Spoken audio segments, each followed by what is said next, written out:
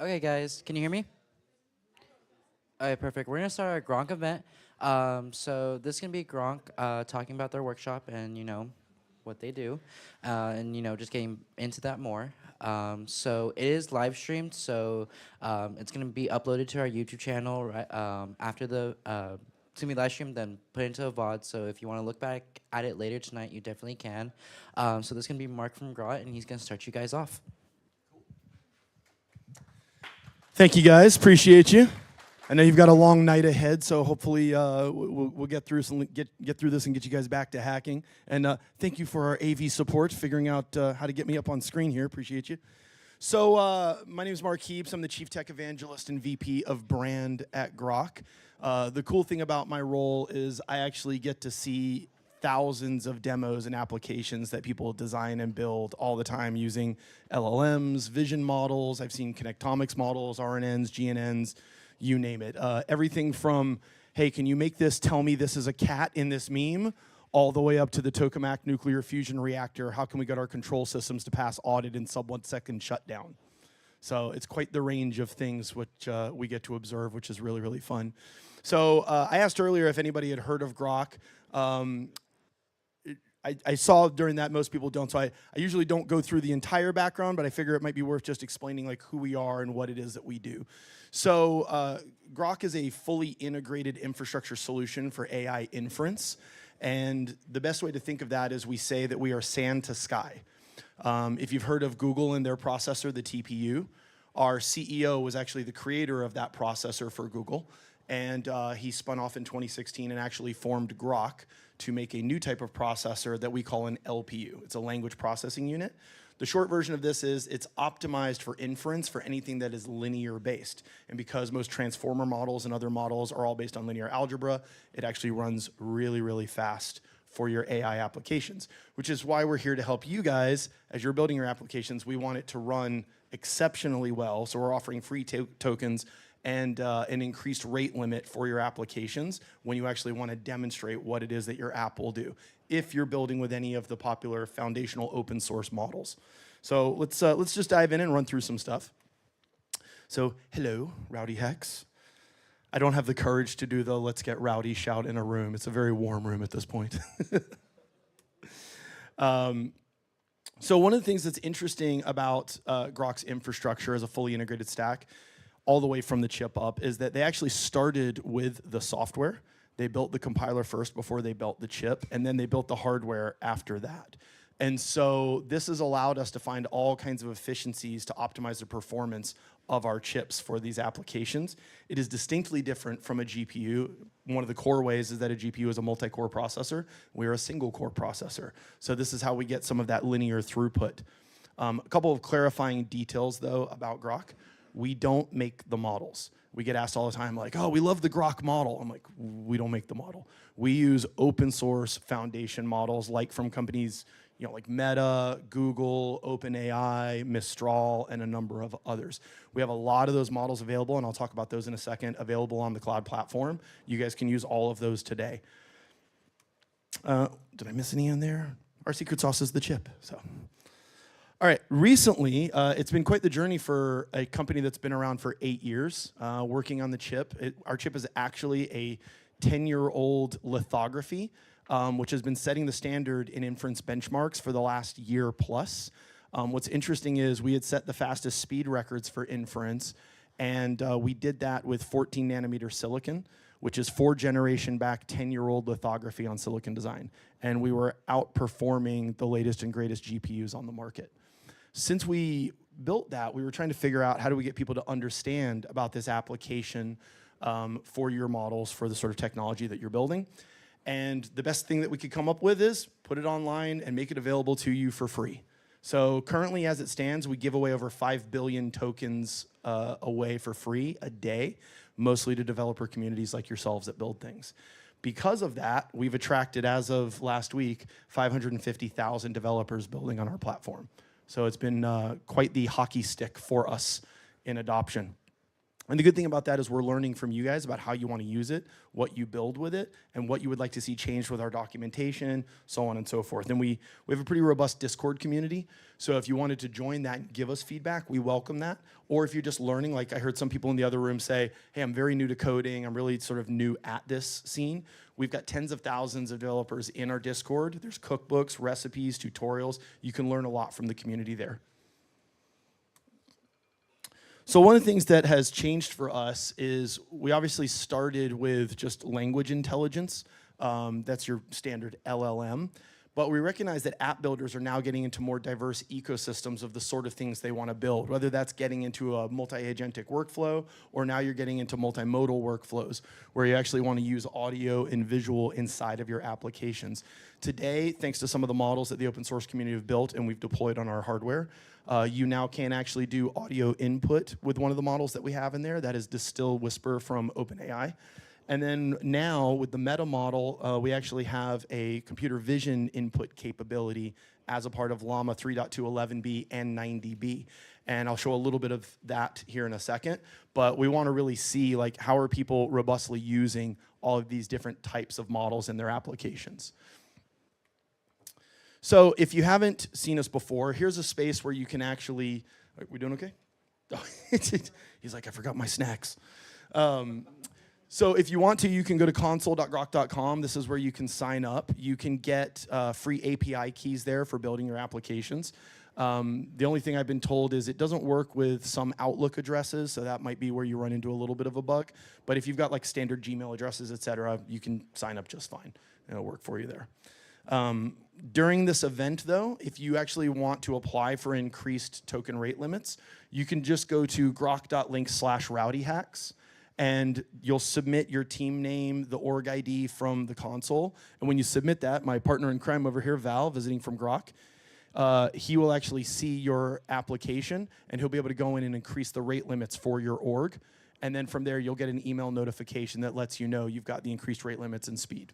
Okay, so you guys will literally get like enterprise level performance, at least here for the hackathon, which will be cool. All right, I wanted to tell a little bit of a story about the speed of hacking and what that looks like internally at Groq today. And this is something that actually happened to me. I was in Amsterdam about a week ago speaking at the World Summit AI. And I had decided, since we got a vision model added into that diverse ecosystem, wouldn't it be cool if we could actually do batch processing of these images? And I was thinking about this literally on my plane on the flight over, and I pinged our intern, and I said, I really wish we had this vision capability, and I sent him this at 5:11 p.m.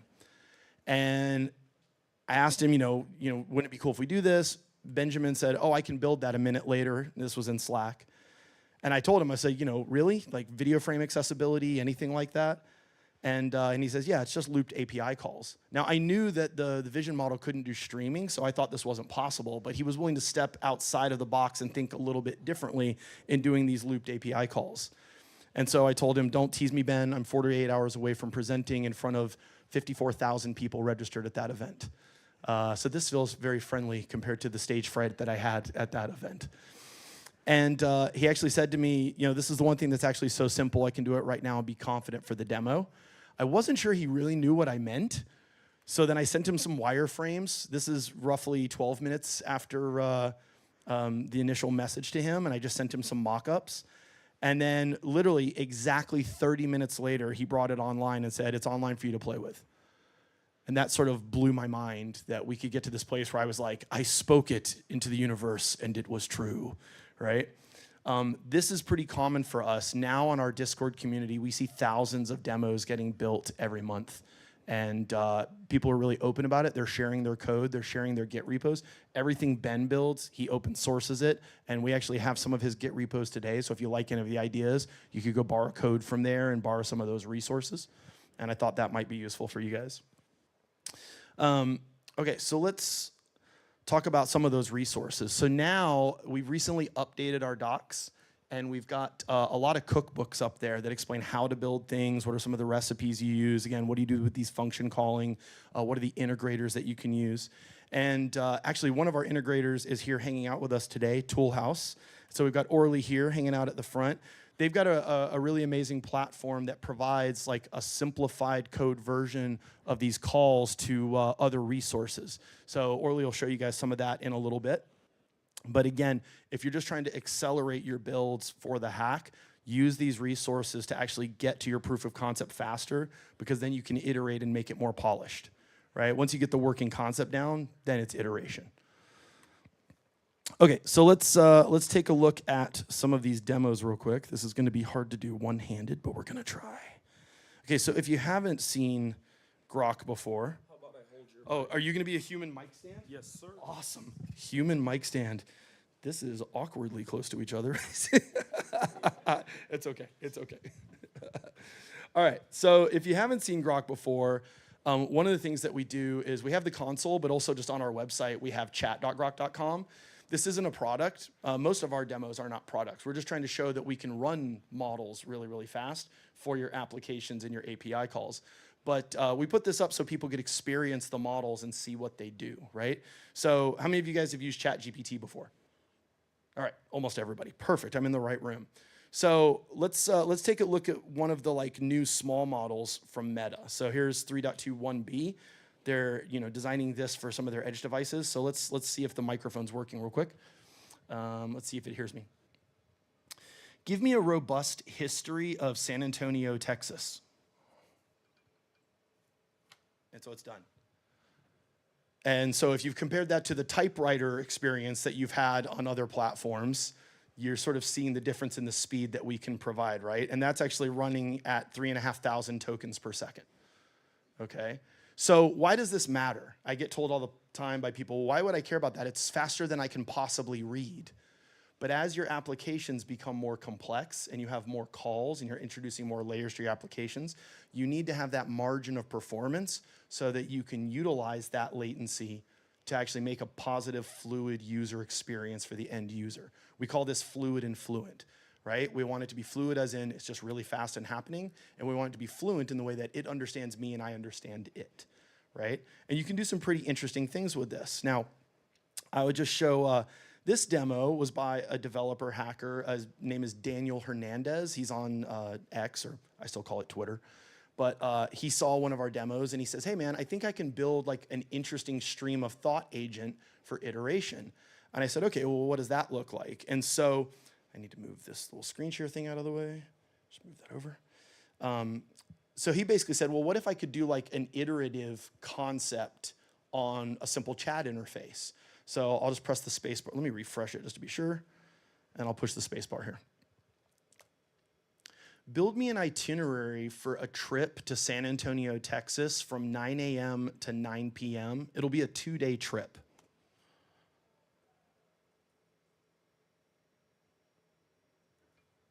Okay, and then I'll say, consider all activities will need to include my kids. They're 13 and 15 years old.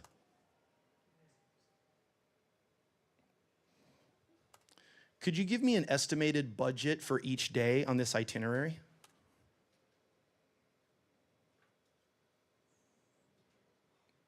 And you guys see the markup? So he's really just using a simple chat agent, but it's becoming more functional in the way that it'll iterate and edit. Now, I've used this with my teams where I will literally say, write me an email for this. I've got the team working on this. What's really cool is when you use the intelligence. So watch this. I'll do like a really simple version of this, but make an email for my team about our upcoming event at Supercomputing 24 in Atlanta, Georgia. I'm gonna have Graham actually managing the build and execution of the booth design. Sarit is going to handle all of the merchandise and swag. Mariah is gonna handle all of the content. And Amanda is gonna handle all video editing we'll have on the screens. Now here's where instead of it just taking like a dictation short form of language, I'll let it think. Please add a list of considerations under each person's responsibility. So I didn't tell it any of that. It gave me that checklist, right? And I can continue highlighting and iterating from there and have it, build out. From here, I can have it do all kinds of things like export to a CSV, import this into Excel, send it to Google Calendar, whatever it is, right? So this was a fun one. And then sometimes it gets into things that are more silly. Okay, so this is a fun side project by one of our engineers from the cloud team. He calls it Pictolama, and it uses a computer vision model. The point of this is just to show how frequently and how fast it thinks on our processor.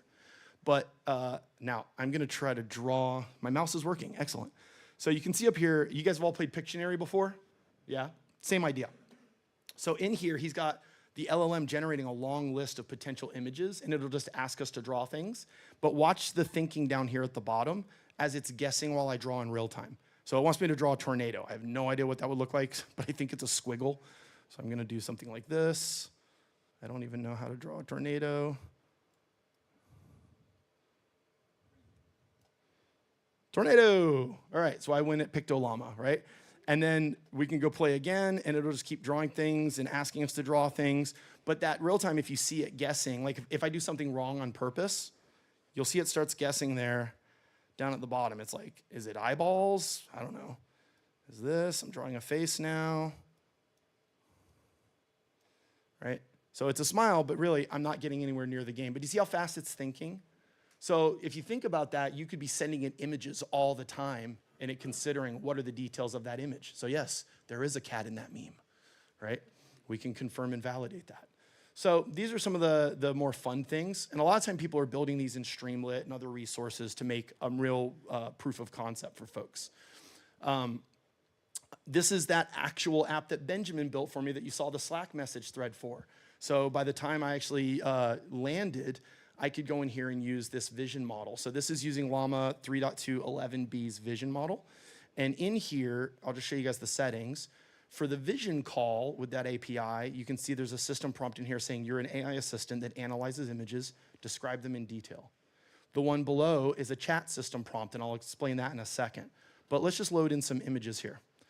So now these are 10 images that I've scrubbed all EXIF and metadata from, and I made sure the file names don't have any indicators in them, so they're just sequentially numbered. So if I go in here and I say open, it'll batch load these for me. Now, I'll tell you that these are all screenshots from Wes Anderson films, because I'm a big Wes Anderson fan. But if I take this and I say run analysis, it's gonna actually give us that detailed qualitative analysis of every image in real time as it's thinking. So it's generating this as I scroll. And so it's done. Now, there was no indicators of where that image set was from, but if I now have a chat, I can have a chat with the context that it generated. So I could say something like, I am a film student, and I want to study this style of cinematography, hard word to type, cinematography. What director should I study based on these images? And so this will actually start loading up and giving me some descriptions in here. So you can see it's actually recognizing that it's Wes Anderson's influence, and then it's actually suggesting some of the films that I should look at. So this is fascinating in the world that we're getting into with AI today, because we're talking a lot about synthetic data generation with LLMs. But because of a vision model like this, we could go back to analog data sources, literally handwritten ledgers from the 1800s, things that were kept records of weather. And we could just have it look at that and interpret what it sees in the handwriting and the images, and we could have a conversation with that data, bringing the history into the present and the future, right? So it's just a really fun demo to play with, and you can change that sys prompt to get it to act in different ways. What persona do you want it to have? I could literally tell it, you are Wes Anderson, give me tips and advice about movies and the images that I show you. And it could generate that. I'll just do a few more. This was an interesting one that's called Iniciopedia. And Fernando was the developer on this one. He has a Git for this as well. But what's really interesting is this allows you to actually generate articles or a study plan. So if I go into the study plan here, what is a hobby maybe you want to learn something about? Any hobby ideas? Fishing? Okay, I like it. So topic name, fishing in Texas. Let's go with that. Goals. I want to become a competitive fishing professional in the state of Texas. And then background, I have never fished in my life. Generate study plan. Now hopefully the Wi-Fi holds for this. So what this is doing is it's actually taking that and building out a learning architecture. And then each of these is an article that can help me learn how to accomplish that goal. So we should be able to click on one. And so what's happening is you get your article title, the framework that should be included in that, and then it'll actually write that article for you in real time as your lesson plan. So you can imagine how the future of curriculum is going to be written in a very, very different way, right? Come on, Wi-Fi. Come on, Wi-Fi. There you go. So now you can see it's actually writing it for you. It's got images in here, all kinds of things. Talks about licensing, private property, guys with backwards hats, right? All kinds of fun stuff. We've got a similar thing in here called Infinite Bookshelf that we can write a book in seconds. Yeah, hand up.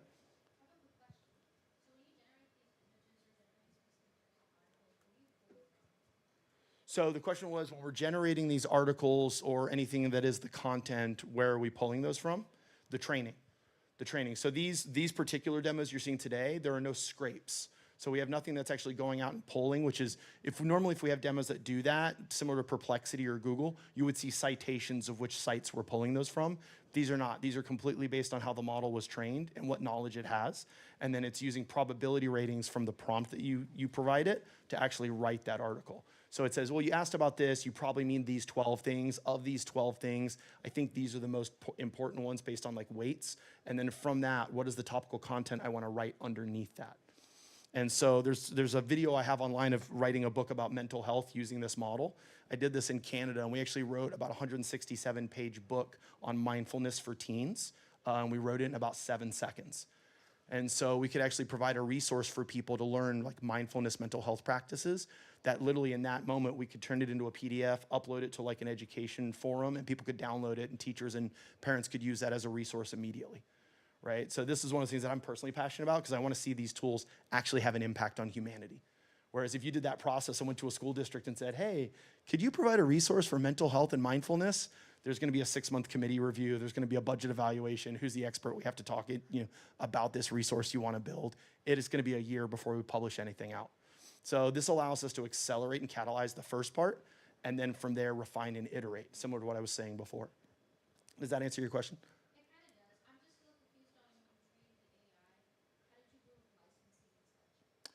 Everything you just saw is not pulled from anybody's site. So we don't train the models, like I said at the start, and we use open source models that have their own ethical guidelines of how they're training the models and where they're pulling their resources from. There are a lot of models out there that we can't validate that they actually trained the models ethically. We don't have those on our site. So this is why we partner with a lot more of the big names like Mistral and Meta and some of the others. There's some that are out there that are literally pulling your Twitter data right now, and they're training on that. It's another important detail about Groq. We literally don't store your data. We can't store your data. We actually physically can't do that with the hardware that we have. Everything is pure data flow intelligence. So we can't store anything like some of the other providers do, and we have no incentivization to do that because we don't train models. So we don't need to keep your data and sell it for training. Yeah, it's a good concern, and I'm not trying to brush it off. There's a lot of ethical concerns about where are you pulling this information from, how are you using it to build the models, and then from there, who owns the rights to what eventually gets generated. I will say my personal opinion as a 30-year professional creative, I have concerns about those very, very topics. If you want to learn more about it, I really recommend going to CAI, the Content Authentication Initiative. It was originally formed by Adobe and now has over 500 corporations involved in it. They're really doing some best practices in making sure we have ethical chain tracking of models and the data that they can produce. So it's a good resource to learn more about it. Yeah. No worries. So there's some other ones in here like StockBot. This would be very relevant to companies like Toolhouse, which actually allow you to do these sort of function calls and things with other services. So this, rather than being like a traditional dashboard sort of service, I can go in here and ask it questions. Give me a comparison of stock performance between Dell and Apple. And so this is actually going out to a number of services. This chart doesn't exist, but it's pulling that data, and it's actually using some dashboarding tools and some Java tools to actually build these charts so we can have a conversation with how anything is actually performing. Now, this is a demo, so we don't allow people to ask questions like, should I invest? Should I buy? Because there's some liability risks in that.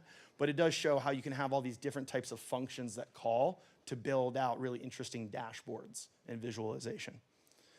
And then lastly, this is one that I'll show, if everyone's heard of O1, which is the OpenAI model that does like the strawberry test and things like that.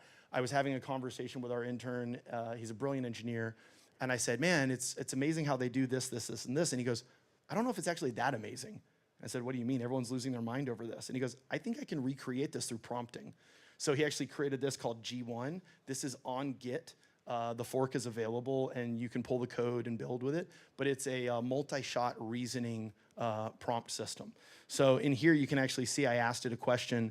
There are 3 people in a room with no one else. Sally's reading a book in bed. Sarah is playing chess at a table on a chessboard. What is Molly's most likely activity? Right? So there's the reasoning question. And if there's only 3 in the room and one of them's playing chess at a chessboard, the chances are the third person's probably playing chess. But you can see it actually goes through decomposing the problem, then it's analyzing the context. So this is all being shown to you, unlike O1 where you don't actually get to see it. And eventually, when it gets down to the bottom, it says, final answer, Molly is most likely playing chess with Sarah. So you can actually go through these sort of multi-shot prompting techniques to improve the quality of your results. However, if your latency and inference speed is really slow, that's going to take a really, really long time, right? So this is, again, an example of why we want to provide you guys that speed. So I show these today really just to give you some ideas as you're hacking and building your applications. What are some of the things that you could be thinking about that you could build, that there are resources available for you now? So a couple of those key ones that were in there. Thank you, appreciate that. Thank you, Orly, for holding the microphone for so long. So Scribe Wizard is a really fun one that's got some really interesting code. This actually allows you to upload an audio file, and you can then have a conversation with the transcription of that audio file. So if you're listening to a lot of professor notes, it's a great way to be able to get through those notes very quickly and say, what is the key thing I should take away from this lecture? Boom, cool. So the Git is there, git.new/scribewizard, if you want to try that one out. This is the Git for StockBot, if you want to see how he actually builds in all of those tooling and function calling. And then there's the G1 GitHub, if you want to borrow that code. This one's, I think, at nearly 4,000 forks. So it's been very, very popular. And a lot of people are borrowing from that and actually building on top of it. So a couple of good resources for you there.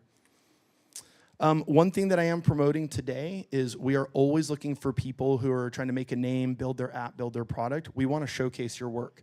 So if you actually go to groq.com and go to /showcase, or on the console, you'll also see we have a showcase there. All of those demos have either a live version or a link to their Git repo, so you can actually borrow from that Git and build on top of it. So if there's an idea that complements your hack idea, you might be able to find some resources there as well. And then we do feature a lot of developers and hackers to more than 500,000 people on a regular basis. And we are also looking for interns. I've had a few people that have walked up to me and said, are you accepting interns at this time? We are. Multiple departments have internship programs for summer. We also have a winter internship program going on right now, from the cloud engineering team all the way to the compiler team, all the way to the brand team. My team's the team that gets to focus on building a lot of the fun demos. But if you're really focused on getting deeper into the technology and the stack, we have those opportunities as well. You can just go to groq.com/careers if you want to see how to apply for the intern program. And with that, I'll just see if there's any questions real quick, and then I'll have Orly come up and show Toolhouse. They're one of the integrators that we partner with through our console. So real quick, any questions for me about Groq? Yeah, hand at the back. So the question was, for the next 5 years, what is our goal for Groq? You know, our mission statement at the company is to drive the cost of compute towards 0. And the reason for that is it's an infinite goal. What we want to be able to do is keep trying to find optimizations and efficiencies with the technology so that we can make it more affordable for people that are building AI technologies. So in the last year alone, Andrew Ng actually said from deep learning that he's seen the cost of tokens go down by nearly 1,000x. And what that's done is it's enabled people who aren't needing to raise $1 million to start building their idea, but rather every person can build their vision, their application, their product, so on and so forth. Our CEO has long said, for the 5 years I've known him at least, he wants a world where anybody with a credit card could actually start building their dream and their vision using AI technology immediately. So what we want to do is continue driving that envelope or sort of pushing the envelope and try to enable people to build whatever it is they want. This is why at the same time we're giving away billions of tokens for free away. And at the same time we have our enterprise customers that are paying for those increased rate limits. We have a lot of other goals, like how do we find more efficiency like reduced power? How do we continue to push the envelope of the physics so that we can actually get better performance speed out of the silicon? So there's some really exciting things that we're doing. Right now, we're standing up data centers globally. So we're in talks with Norway. We've got a program going on in Saudi Arabia right now with Aramco Digital. We're actually visiting Brazil here next month. And so we're trying to learn where should we stand up these opportunities to kind of have a mesh of a large distributed system globally. All right, any other questions? No? Cool, then I'm gonna turn it over to Orly. Thank you guys so much. We'll be at the table if you guys need any support. Do you need me to hold this for you? All right, everybody, thank you so much. That was great. Thank you, Mark. Let's see. The screen is going to switch. Oh, you need to plug this in? Okay. Oh, cool. You can have my dongle. I'll take it. There you go.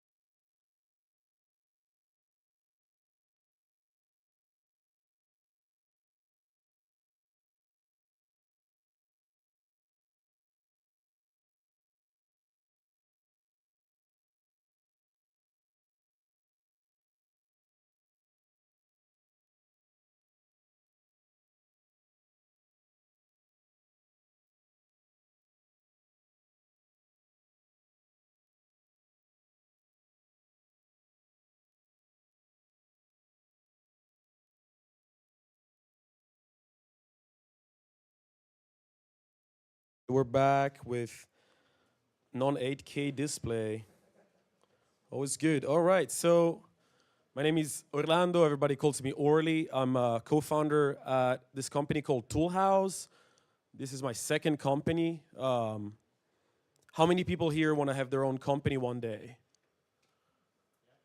How many entrepreneurs? 1, 2, 3, 4, 5? You already had 10 companies. You're not allowed. All right. How many people here want a job or an internship? All right, many more people. Okay, good ratio. So, it's hard to be an entrepreneur, like building your own company, but it's, you learn, right? Like you're an employee for a couple of years and you learn things, and then maybe one day you take the jump and you become one, like an entrepreneur. But anyways, the reason why I'm here to talk to you about Toolhouse, it's that AI needs superpowers, right? How many people here know what function calling is? Okay. So function calling is basically the ability to give LLMs, like AI models, things like superpowers like knowledge or the ability to do actions, okay? And every time you want to give like an LLM, like the ability, for example, to send an email or to search the web, right? You need to write code. Writing that code is often like really time consuming. And so Toolhouse right now allows you to like install superpowers for your LLM just like it would be like on an app store, right? Like, are you all familiar with the concept of the app store, right? I see a lot of nodding. Okay. So here you can basically go around and click those buttons and you just get a new superpower. Now the superpowers, you can integrate them into your code with our SDK, right? So with Groq, like, you can do a lot of things. You can, like you saw, like Mark was showing, like how quick it is at like generating like text or, like playing games, all that kind of stuff. And all of that is thanks to the, the power of the model itself. But what if you wanted to ask the LLM a question like, who is Draper, the tennis player? Does anyone like tennis here? A couple of people. Do you know who Draper is? Or I think that's his name. Maybe I'm wrong. Let's see. So this is on the BBC News. It's Draper to face Kachanov in Vienna final. So if you were to ask the LLM, like, who's Draper facing in Vienna? There is no way that the LLM would know because it's trained on data from like the past. But so you can give it a superpower where it can go out and search the data from today, from now, right? And so if we were to like submit that, because I've installed a superpower, you'll see what happens here. The superpower that the LLM is using through Groq is actually perplexity search. So this is the tool. This is what tool usage is, function calling. So now you know what function calling is. The ability to give superpowers to LLMs. So now, as you can see, the LLM decided to use a tool, to use the search tool, specifically the perplexity search tool. Are you all familiar with perplexity? No? Okay. Perplexity is like a really cool alternative to Google, let's put it that way. And so as you can see, now the LLM has acquired the knowledge of who is Draper going to face. And so if we match this with the actual, sport, like live whatever data, you can see that it's acquired that knowledge, okay? Here's another example. Does anyone here have used Twitter or X? Some people, very, very few people? Okay, what if I were to ask the LLM, what is the last tweet that Groq posted?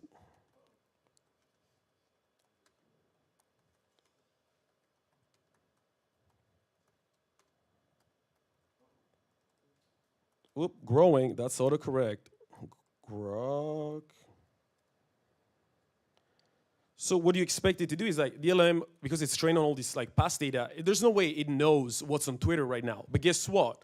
Because we are Toolhouse, we gave, by installing the superpower RHX, the one here, this new power to any LLM. So if I do that, here we go. It's going to say, to find the most recent tweet from Groq Inc., I'll use the RHX tool to query Twitter for the latest post. And there we go. It finds it. So let's go and see if it's real. Sorry? It's real? Is it? Let's check. And there you go. If you're interested in moving beyond the free Groq dev tier, yada, yada, yada. So there it is. And there it is. So you basically gave this LLM, this model, I think this one is the Llama 3.2, we basically gave it the power to do a web search, we gave it the power to search Twitter, but you can give it like many, many more powers, right? So if you go in the App Store here, the tool store, the way we call it, you can even give it like the power to search GitHub, you can give it the power to do like memory, to find the current time, etc., etc., etc. You can also scrape any website. All you have to do is like press a button just like that, and in a couple of seconds, thanks to this interface and your SDK, which you go and like when you build your project, you use the SDK, now you gave it a superpower. That's pretty cool. So that's pretty much it for me. I don't really want to have much more time, but if you want to get started, I guess scan this QR code. We're running this promotion where you can get $150 worth of credits from Toolhouse for just $1. If you're interested or if you want to learn more about Toolhouse or Groq, you should come downstairs in the main room, and we're going to help you out build your AI project using Groq and potentially Toolhouse if you need it. So that's all from me, and thank you so much for listening. Are there any questions? Yes.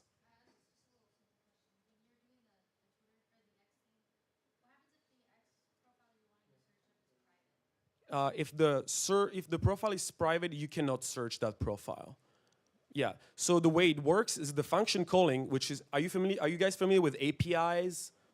So a function calling is like a more complicated API. It's like a different kind of paradigm, but it uses APIs at some, or it can use APIs within its code. And so using the Twitter API, which actually costs like $4,000 a month, but you can use it for free, thanks to Toolhouse, by the way. We basically like use the API, retrieve that data, and give it to the LLM. So like any LLM, like I said, it can be Meta's LLM, it can be any other LLM that's supported by Groq, or any other version, like maybe you want to use OpenAI, or maybe you want to use Anthropic, but you know, we're teaming with Groq on this one. So, now we love Groq. The reality is that, yeah, if it's private, it's gonna stay private. You know, you're not allowed to scrape through the API, or any API. I mean, obviously, if it's private data, it stays private, right, by design. Cool. So hopefully this, yeah, gave you an intro to what function calling does, which is, you know, kind of giving superpowers to your LLMs. If you're familiar, or if you want to learn more about LLMs, find me. And again, if you want to learn more about Groq or Toolhouse, we're downstairs in the big room, and we're here until maybe 6, 5? About 6:30 today. Yeah, 6:30, and then we're back tomorrow. So what we want to do with Groq and Toolhouse is make you win. If you're participating to win this, we want to make sure you win. So come and find us, and we'll help you win, because it's all about, you know, what was it? Speed and fluidity. What was it? The thing is, fluid and fluent. So let's do that. Thank you so much. Thanks, guys. Appreciate it. Thank you. And we have some stickers if you want to get some Groq stickers here at the front.